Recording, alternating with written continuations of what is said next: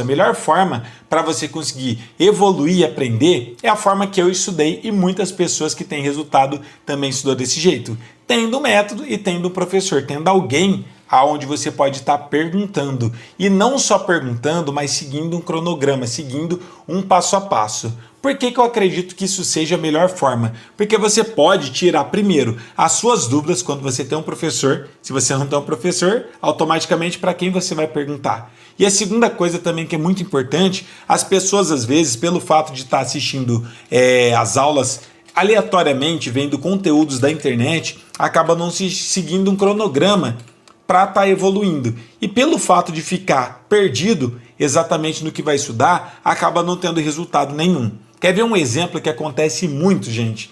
As pessoas sempre me perguntam, professor, eu quero aprender a tocar de ouvido, por exemplo.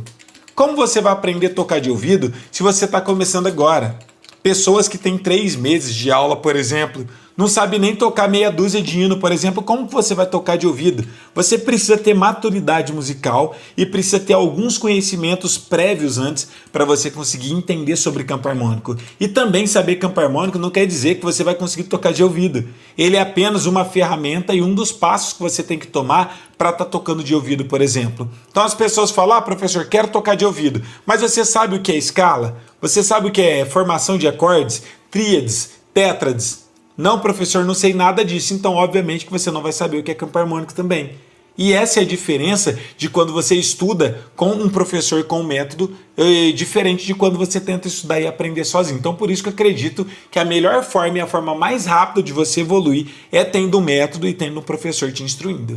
E quando você tem um método e você tem um professor, automaticamente você consegue alcançar o seu objetivo mais rápido. Sim. E o grande objetivo aqui do nosso canal é tocar na igreja. Tocar na igreja, exatamente. Exatamente. E o Kia, para quem não conhece a história dele, ele começou a estudar bem cedo, né? Você começou a estudar bem cedo. Eu comecei com 14 anos. 14 anos. E você já começou tocando na igreja, né? Isso. Inclusive, é uma escola muito incrível também essa questão de tocar na igreja. Porque quando a gente toca na igreja também, você está evoluindo muito mais, porque você está no campo de batalha e você está treinando exatamente o que você precisa para estar melhorando e estar tocando na igreja. O reino de Deus está precisando de músico e quem vai ser esses futuros levitas? Somos nós. É eu, é você. Então eu espero muito que vocês se dediquem e tenham essa consciência que a gente precisa dar o nosso melhor e fazer o reino, as coisas do reino de Deus com excelência e com perfeição. E eu tenho certeza também, convicção que todos vocês têm capacidade de fazer isso. Basta vocês querer e dar um passo em direção ao aprendizado.